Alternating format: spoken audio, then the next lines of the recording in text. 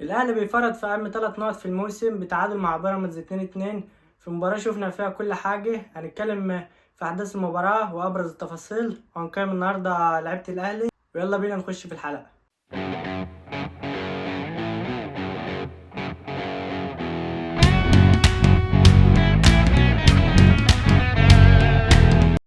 النهارده كولر بدأ بتشكيل غريب نوعا ما. بدأ بالشناوي في حراسة المرمى، رامي ربيعة وياسر إبراهيم، مصطفى العيش لأول مرة بيبدأ النهارده، محمد هاني، أكرم توفيق ومروان عطية وكريم الدبيس، إمام عاشور وحسين الشحات وكريم ندفيد. ده تشكيل كان غريب نوعا ما الأهلاوية، لأنه كان في بره كراديشيار الصفقة الجديدة ومحمد مجدي قفشه. طبعا بتبدا المباراه بسيطره واستحواذ لبيراميدز. محمد حمدي بيرفع عرضيه من ناحيه الشمال بيحطها في منطقه جزاء الاهلي، رامي ربيعه بيحطها لاجدع مهاجم في مرماه. ما بنشوفش اي رد فعل من لعيبه الاهلي لان اللعب كان كله عشوائي وكرات طوليه ما فيش فايده منها خالص. لحد ما بتيجي الدقيقه 36 بنشوف الشحات بيعمل مهاره في منطقه الجزاء بيراميدز، ما قدام وليد الكارتي بيرقص ترقيصه، لكن بيشوط، لكن الشناوي بيصد الكره بتطلع ركنيه. الشحات بيلعب الركنية وإمام عاشور بيلعب كرة غريبة جدا بيطلعها بره الملعب خالص. في الدقيقة 40 كرة مشتركة بين كريم الدبيس وأحمد توفيق، الحكم بيصفر بيعطي فاول للأهلي. اللعيبة بتطالب إن هو يرجع للفار يشوفها، إنها طرد يعني وكده. رجع محمود بنا للفار بعد مطالبات من لعيبة الأهلي والجمهور في المدرجات، راح شافها في الفار. رجع وطرد أحمد توفيق، وانا شايف انها ما تستحقش الطرد، هي ممكن اخرها انذار فاول بالكتير، لكن انا شايف ان محمود بنا ما كانش موفق خالص في قراره ده، وهو طرد احمد توفيق. احمد توفيق اللي كل ما بيراميدز بتلعب الاهلي او الزمالك ممكن نشوف له طرد في المباراه، وبيأثر على فريقه طبعا، وبيخليهم يلعبوا بقى المباراه ب10 لاعبين. حتى في مباراه الزمالك قبل كده في الكاس نزل في الوقت الاضافي طرد، وكان حتى لسه نازل ما كملش 5 دقايق على بعض. والنهارده برضو بنشوفه في كرة ملهاش لازمة بيطرد، رغم انها طبعا انا شايف انها مش طرد. والنهارده طرد بيأثر على فريقه. هيكمل بقية المباراة حوالي ساعة ب10 لاعبين. الشوط الأول بيخلص بتقدم بيراميدز 1-0 على الأهلي، وبنشوف حاجة كده كوميدية من حاجات استوديوهات اون تايم. كابتن سيف زاهر بيقول لك بين الشوطين هدف لا يسأل عنه دفاعات الأهلي ومحمد الشناوي ورامي ربيعة هو اللي مسجلها في نفسه. في بداية الشوط الثاني كولر بيعمل تغييرين، بيطلع مصطفى العيش وأكرم توفيق، بينزل كراديشيار وعمر كمال. الشوط الأول مصطفى العيش أنا شايف إن هو عمل شوط كويس، اللعب قوي في الالتحامات سريع. هيفرق مع الأهلي بصفقة مميزة، أنا شايف كده في الفترة اللي جاية. الدقيقة 48 محمود البنا بيحسب ضربة جزاء لإبراهيم عادل بعد تدخل من محمد هاني.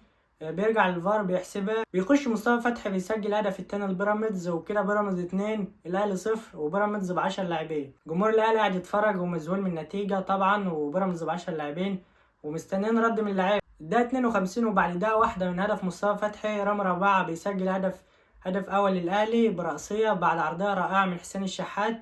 بيبقى بيقلص الفرق، تبقى النتيجة 2-1 لبيراميدز. الشحات يسكت قال لك لا. بعدها بدقيقة بيلعب عرضها بنفس الطريقة، بيقابلها عمر كمال برأسية، أحمد الشناوي بيصد، بتقع في منطقة الجزاء، بيلاقي جراديشار الكورة قدامه بيحطها وبيسجل التعادل وتبقى النتيجة 2-2. وهنا بنشوف جراديشار في أول مباراة ليه باين من لمسته للكورة إن هو لعيب كويس وهيفرق مع الأهلي الفترة اللي جاية. وفي أول مباراة برضو كان هو يسجل هدف، ده بتعطيله الثقة في الفترة اللي جاية. الاهلي بيتعادل 2-2 بعد تغييرات من كولر. طب من الاول يا عم كولر، من الاول جراديشار نزل عمل لك الفارق، وعمر كمال عمل الفارق برضو لما نزل. الحاجات دي كانت من الاول. انا شايف ان هو كولر بدأ بتشكيله غلط من الاول، ولكن هو تدارك الامر بتغييراته في الشوط الثاني. الدقيقة 72 بنشوف تغيير متأخر جدا بنزول قفشه وخروج كريم نيدفيد غير موفق خالص النهارده. لعب متتالي في نص الملعب لحد ما بتيجي الدقيقة 84 ياسر إبراهيم بيجيله شد وبيطلع وبينزل محمد عبد الله. قفشه بيلعب كرة عرضية لإمام عاشور في منطقة الجزاء، إمام عاشور بيستلم، ولكن أحمد الشناوي بيتصدى الكرة وهدف محقق بيضيع من إمام عاشور. كرة مشتركة في منطقة الجزاء بين أحمد سامي وجراديشار، الصفقة الجديدة للأهلي. لعيبة الأهلي بتضغط على محمود البنا إن هو يرجع للفار يشوفه. محمود البنا بالفعل بيرجع للفار وبيحسب ضربة جزاء للنادي الأهلي بعد تدخل من أحمد سامي على جراديشار، وهي ركلة جزاء صحيحة. بيخش إمام عاشور ولكن بيلعبها بانينكا غريبة جدا، مش عارف فزلكة جامد منه إن هو يضيعها بالطريقة ديت، وبيضيع أسهل 3 نقط في الموسم. لان بيراميدز بتلعب ب10 لاعبين من نهايه الشوط الاولاني طبعا. واي نعم رغم الغيابات الاهلي، لكن 3 نقط سهله جدا كان في المتناول.